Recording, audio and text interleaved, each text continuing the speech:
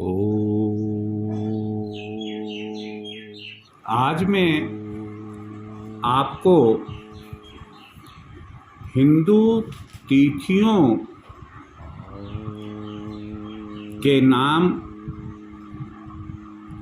और उनकी संज्ञा, एक विशेष नाम जो उन्हें दिया जाता है, बताऊंगा। नाम से तो हम वाकिफ है कि एक पक्ष जो 15 दिन का होता है, उसकी पहली तिथि एकम, फिर दूज, तीज, चौथ, इस तरीके से उजाले पक्ष यानी कि शुक्ल पक्ष में पूर्णिमा तक और अंधेरे पक्ष में भी एकम, दूज, तीज, चौथ, पंचमी, इस तरह से अमावस्या तक 15 तिथियां होती है। अब हुआ ये कि हमें दो चीजों की विशेष जानकारी रखनी चाहिए कि पंचांग में जो तिथियां लिखी हुई होती है, वो तिथि किस वार की होती है। पहली बात अपने को जो ध्यान में रखने की है, वह तिथि किस वार की होती है। मतलब इसका यह है कि मान लो कि आज सुबह सूर्य उदय के साथ रविवार शुरू हुआ, तो आज कौन सी तिथि होगी, पंचांग से हम कैसे मालूम करेंगे। तो मैं आपको बता दूं कि पंचांग, जिसमें हमें 5 चीजों का हवाला दिया हुआ होता है, उसमें तिथि के बारे में भी दिया हुआ होता है।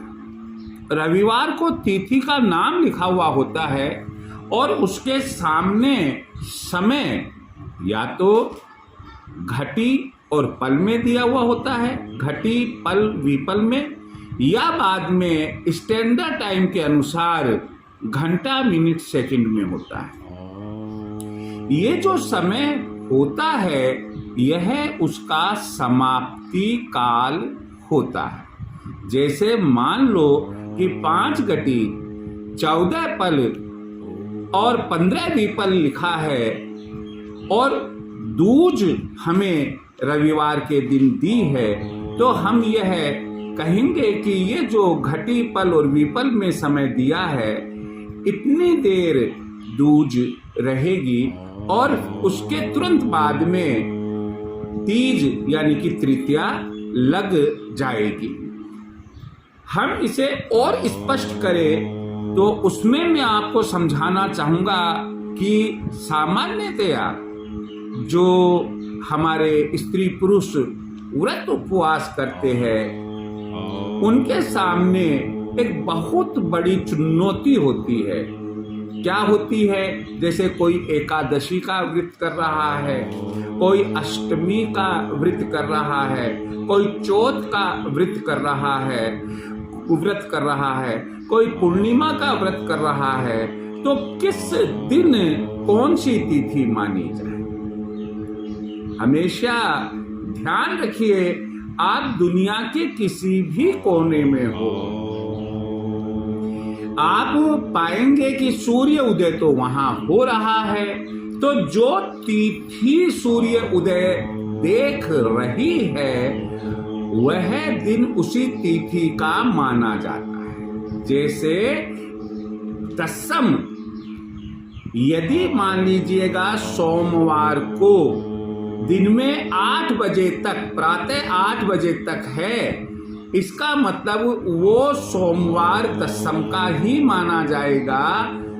हालांकि एकादशी 8 बजने के ठीक बाद में शुरू हो जाएगी। अब सवाल हुआ कि हम एकादशी का व्रत कौन सा रखें, सोमवार को या मंगलवार को। तो मैं आपको ये चीज बता दूं कि यदि मंगलवार को सूर्य उदय होते समय एकादशी है और वो 1 घंटे की है, तो वो एकादशी का ही दिन माना जाएगा। और कायदा यह कहता है कि आपको मंगलवार को ही एकादशी का व्रत करना चाहिए। ये जो दिन वाले व्रत है जिसमें चंद्रमा देखने की या चंद्रमा का महत्व नहीं होता है, उसमें सूर्य उदयकालीन तिथि को ध्यान में रखना चाहिए। लेकिन जैसे चौथ का व्रत है, जैसे पूर्णिमा का व्रत है, अब मान लो कि तीज किसी भी दिन कोई भी वार को शाम को 4 बजे समाप्त हो रही है तृतीया, तो जो चंद्रमा उदय होगा वो तो चौथ का होगा।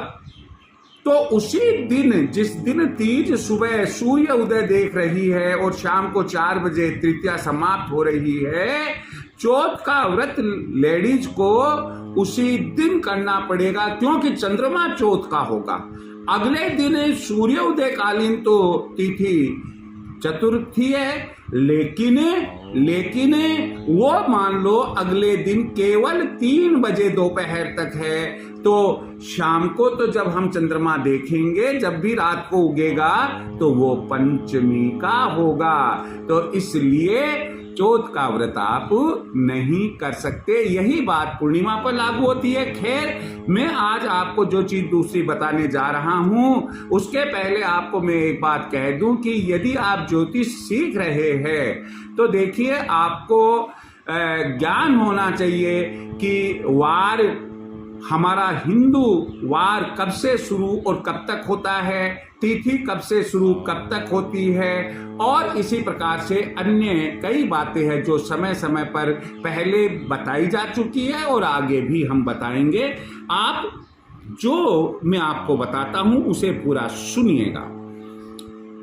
इसे हम पहली तिथि जो होती है, चाहे वह कृष्ण पक्ष की हो और चाहे वह शुक्ल पक्ष की हो, उसे प्रतिपदा भी कहते हैं, एकम भी कहते हैं। तो यहाँ जो प्रथमा भी कहते हैं, तो इसे हम जो संज्ञा देते हैं वो संज्ञा, यानी कि जैसे घर में 15 बच्चे हो तो उनको हम किस नाम से पुकारेंगे, तो प्रथमा तिथि को हम नंदा कहते हैं, द्वितीया को हम भद्रा की संज्ञा देते हैं, तृतीया को हम जया की संज्ञा देते हैं, चतुर्थी को हम रिक्ता की संज्ञा देते हैं और पंचमी को हम पूर्णा की संज्ञा देते हैं। जो यह क्रम है, यह आप एकदम कंठस्थ कर लीजिए। क्या? नंदा, भद्रा, जया, रिक्ता, पूर्णा। और इसी ऑर्डर में अपने कागज पर पेन से पहले तो तिथि लिख लीजिए, षष्ठी, सप्तमी, अष्टमी, नवमी, दशमी, एकादशी, द्वादशी, त्रयोदशी, चतुर्दशी और पूर्णिमा। और फिर उनके बाद क्रम से कहां से लिखना शुरू करेंगे? पहला नाम मैंने बताया नंदा, फिर भद्रा, जया, रिक्ता, पूर्णा। फिर इसी क्रम में एकादशी से नंदा, भद्रा, जया, रिक्ता और पूर्णा। तो अगर हम इसका सारांश तैयार करें, एक टेबुलर फॉर्म में लिखे, तो आप क्या करें कि 1 में प्लस करो 5, यानी 1, 6, 11, ये नंदा होगा, यानी कि एकम, षष्ठी और एकादशी नंदा तिथिया कहलाती है। द्वितीया, सप्तमी और द्वादशी ये कहलाती है भद्रा तिथिया। तृतीया, अष्टमी और त्रयोदशी ये कहलाती है जया तिथिया। चतुर्थी, नवमी और चतुर्दशी ये रिक्ता तिथिया होती है। और इसी प्रकार जो नाम हम पूर्णा दे रहे हैं वो पंचमी, दशमी और 15 यानी कि पूर्णिमा को हम यह संज्ञा देते हैं। तो इस तरह से आज मैंने आपको परिचय कराया कि हम तिथियों को किस नाम से पुकारेंगे, उनको क्या संज्ञा प्रदान करेंगे। जय श्री कृष्ण।